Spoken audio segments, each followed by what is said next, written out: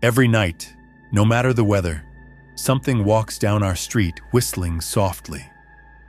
You can only hear it if you're in the living room or the kitchen when they walk by, and it always starts at exactly 3 a.m. The sound starts faint, somewhere near the beginning of the lane near the Carson place. We're towards the middle of the street, so the whistling moves past us before fading away in the direction of the cul-de-sac. When I was younger, my sister and I would sneak into the kitchen some nights to listen. Mom and Dad didn't like that, and we'd catch hell if they found us out there, but they were never too hard on us since we always stuck to the one big rule. Don't try to look at whatever was whistling. My neighborhood is a funny place. I've lived here since I was 6, and I love it. The houses are small but well-kept, good-sized yards, plenty of places to roam. There are a lot of other kids here my age. I turned 13 back in October. We grew up together and would always play foursquare in the cul-de-sac or roam around from back porch to back porch in the summer. This was a good place to grow up. I'm old enough to see it.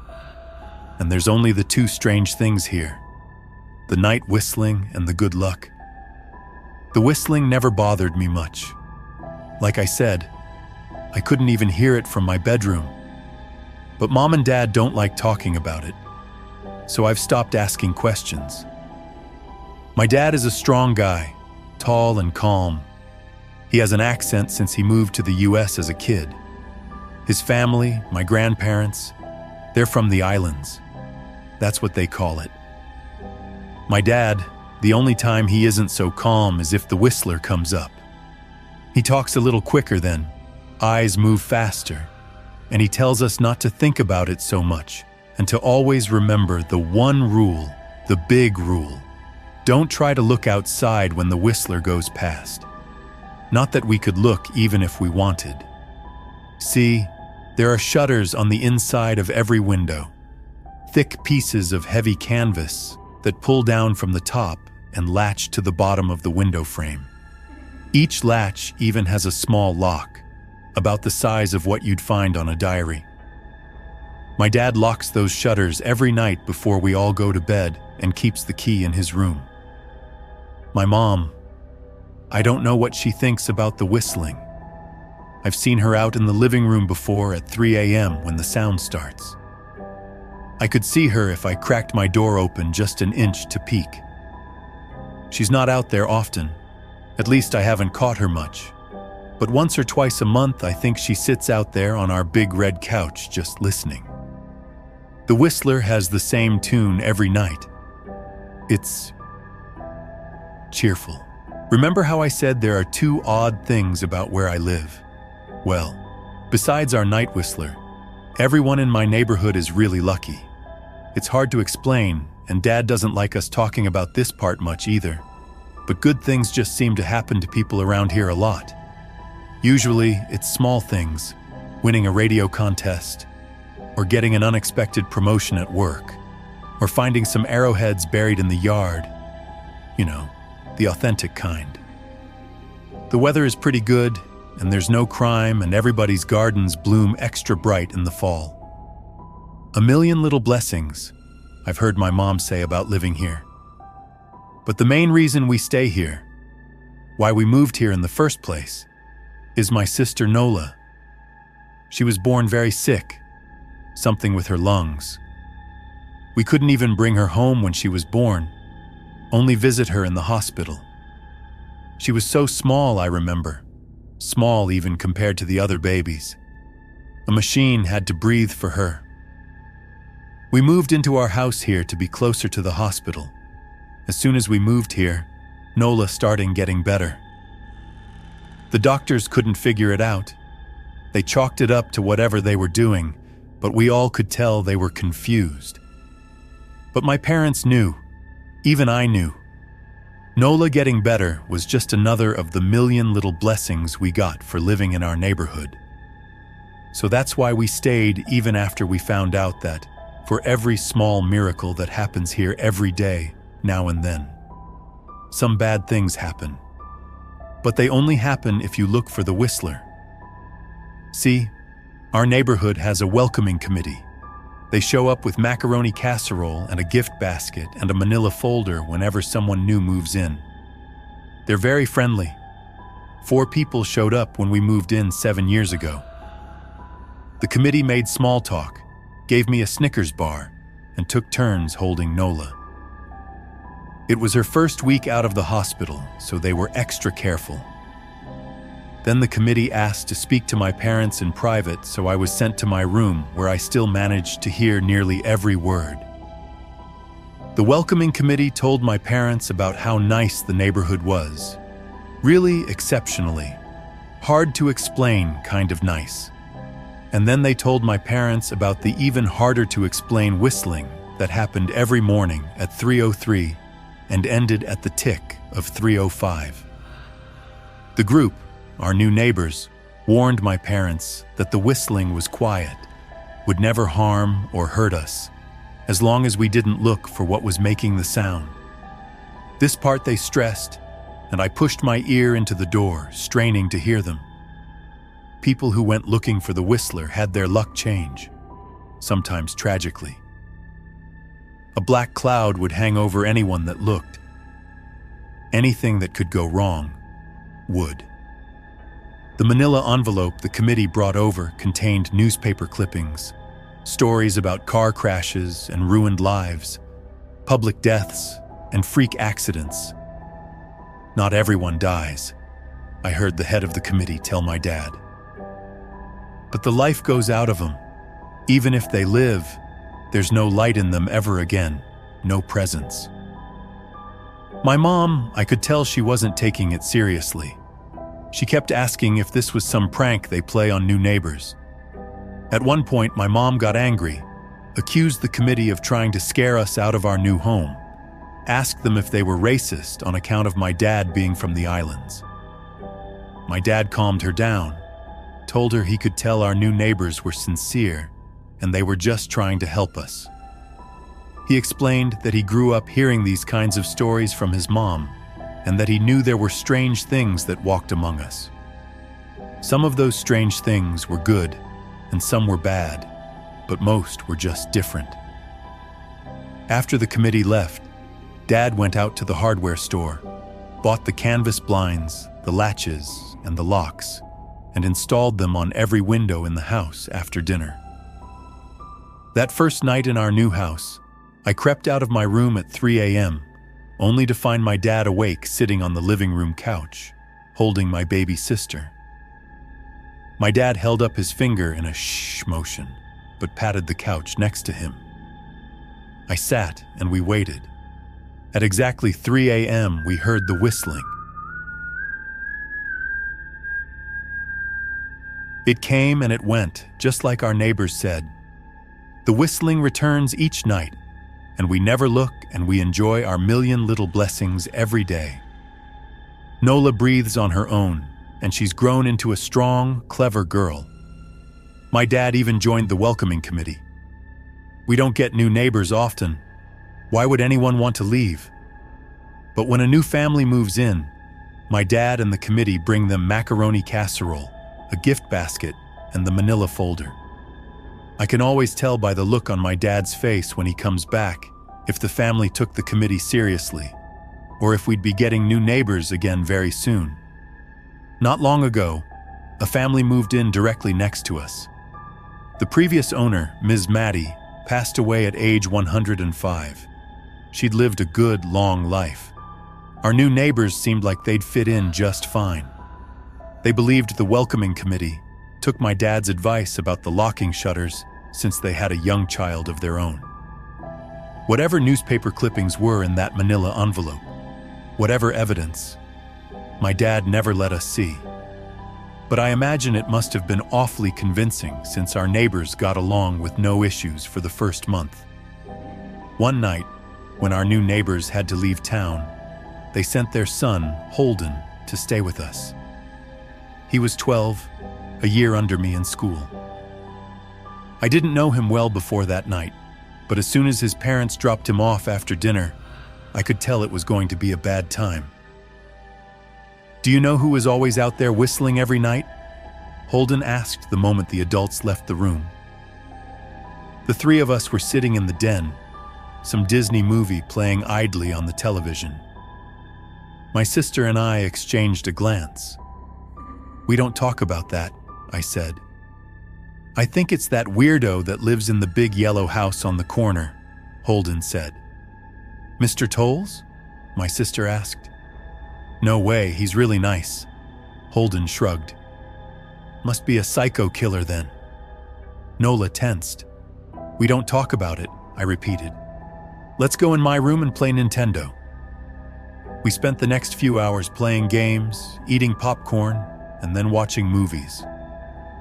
A typical sleepover, but I could see Holden was getting antsy. After my parents had wished us a good night, locked the blinds, and gone to bed, Holden stood up from his beanbag and walked over to where Nola and I were sitting on my bed. "Have you ever even tried looking?" he asked. "It's nearly time." Like most sleepovers, we'd conveniently ignored any suggestion of a bedtime. I was shocked to see he was right. It was almost 3 a.m. I sighed. "We don't. See, I can't even try to look because my dad locks the blinds every night and hides the key," he continued, ignoring me. "So does our dad," said Nola. "No," replied Holden. "No, he doesn't." "You saw him do it," I said, a little sharper than I meant to sound. Holden grinned. "Your dad locks the blinds, yeah, but he doesn't hide the key. He keeps it right on his normal keychain." "So?" I asked, worried I already knew what he would say next. Because I had noticed that my dad didn't bother hiding the key anymore after all of these years. Because he knew we took it seriously. "So, after your dad locked up but before your parents went to bed, I went to the bathroom.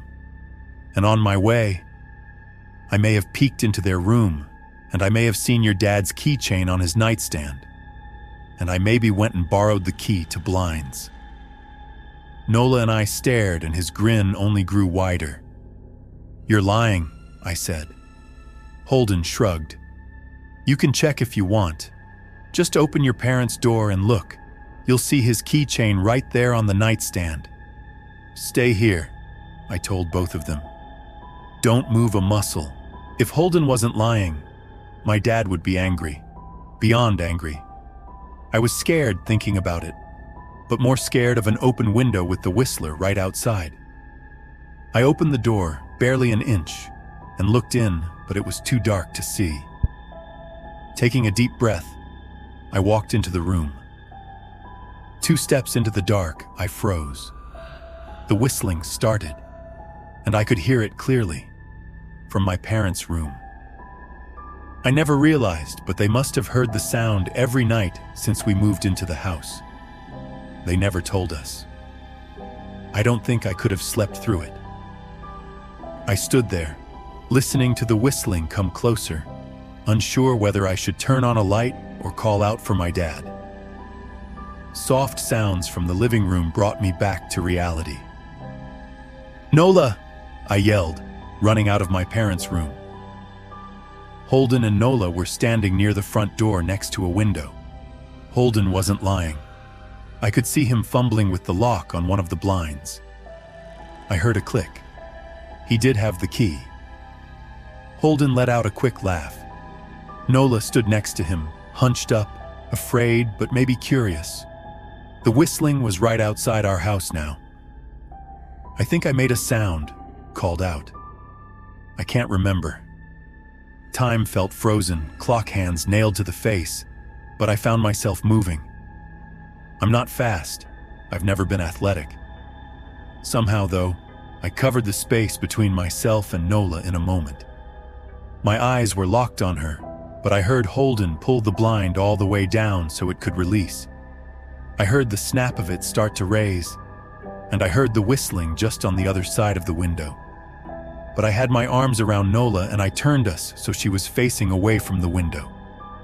At the same time, I jammed my eyes shut. The blind whipped open. The whistling stopped. I felt Nola shaking in my arms. "Don't look, okay?" I told her. "Don't turn around." We were positioned so that she was facing back towards the hallway and I was facing the window. My eyes were still closed. I felt her nod into my shoulder. I reached out with the arm not holding Nola and tried to touch Holden. My hand brushed against his arm. He was shaking worse than Nola. "Holden?" I asked. Silence. I reached past him and gingerly felt for the window, eyes still sealed shut. The glass was cold against my fingertips, colder than it should have been for the time of year. I moved my hand up the window, searching for the string to the blind. The glass began to get warmer the further I reached, and there was a gentle hum feeding back into my fingertips. I tried not to think about what might be on the other side of the window. Finally, I touched the string and yanked the blinds shut. I opened my eyes. In the dim light leaking out from the kitchen, I could make out Holden, pale and small, staring at the now closed window. "Holden?" I asked again. He turned towards me and he screamed. Everything became a flurry of motion. Lights sparked to life in the hall, then the living room. My parents' footsteps thudded across the hardwood floor. I didn't turn to look back at them. My eyes were glued to Holden. He was pale, had bit his lip so hard there was a thin red line of blood running down his chin, and he'd wet himself. "What happened?" my dad asked from behind me. I managed to swivel away from Holden and look back. He looked. I'd never seen my dad scared before, but I saw it that night. In that moment, an old, ugly terror stitched on his face. A parent's fear. "Just Holden?" he mouthed to me. I nodded yes. My dad let out a breath. He looked so relieved I nearly expected him to cheer. But then he turned to Holden and my dad's face changed. I wondered if he felt bad for feeling good that Holden was the only one that looked. There was a knock at the door. We all froze. Holden whimpered. "Don't answer it," my mom said. She stood at the threshold of the hall. I'd always thought she was a skeptic and just humored my dad about the windows and the whistler, but that night we were all believers. I noticed that both of my parents held baseball bats they must have taken from their bedroom. The knock came again, a little louder this time. "Please don't open the door," Holden whispered. My dad walked over to him, hugged him close. "We won't," my dad promised, still holding his bat. "Nothing is coming in here tonight." Thud, thud, thud. This time the knocking was loud enough to rattle the door. Holden screamed again, and Nola clutched her arms around my neck. My mom came over and knelt down next to us, wrapping my sister and me close. "Thud, thud, thud. Call the police," my mom whispered to my dad. The knocking instantly stopped. My dad looked over his shoulder at us. "Do you think—" He was cut off by frantic knocking that trailed off to a polite tap, tap, tap. "Police," something said from the other side of the door. The voice from outside sounded exactly like my mom, like a parrot repeating the words back to her. "Police. Call the police. Tap, tap, tap, police." My mom pulled us closer. "Police, police, police, police." "Please stop," I heard her whisper. "I don't think calling them will help," my dad said. "How will we know when they're the ones at the door?" The knocking came back harder than before. The door shook, then it stopped. After a long moment, I heard the knocking again, but it was coming from our back door. We all turned together towards the back door, but the knocking immediately returned to the front door. Front to back to front. Loud, then quiet, then loud again. Suddenly, the sound was coming from both doors at once. Big, heavy blows like a sledgehammer. Then something started rapping against all of the windows in the house, then the walls. It was like we were living inside a drum with a dozen people trying to play at once. Or we were a turtle and something was attempting to claw us out of our shell. "Stop!" Holden yelled. The knocking died. "I won't tell," Holden said, staring at the door. "I promise I won't tell anyone what I saw. Just please go away." We waited for nearly a minute. Then we heard it, a soft tap, tap, tap coming from the window Holden had looked through earlier. Holden started to cry, sobbing like a prisoner watching gallows being built outside their cell. My dad held him, brushed his hair but never lied to him, never told him things would be okay. The tapping at the window went on for the rest of the night. We huddled together in the living room for I don't know how long. Eventually, my mom tried to take us kids into my room while my dad stayed to watch the door. But the second we moved into my bedroom, the knocking came back, so loud it was possible to ignore. I was afraid the door couldn't take it. We went back to the living room and the knocking stopped. Only the tap, tap, tap on the window remained. None of us slept that night. The tapping stopped around 7 a.m. That's about the time the sun comes up here. We waited another 2 hours before my dad opened the blinds from one window. He made us all go back to my parents' bedroom first. I heard him open the door, then come back in. "Okay," he told us. "It's done." Holden's parents came back around lunchtime. My mom and dad walked Holden over to his house, and they all went inside for quite a while. Nola and I watched from the window. She stuck to me the whole day, right at my side, sometimes holding my hand. When my parents came back, they looked grim but wouldn't tell us what they said to Holden's family. It was a Sunday, so we all spent the day together, ordered pizza, and watched movies.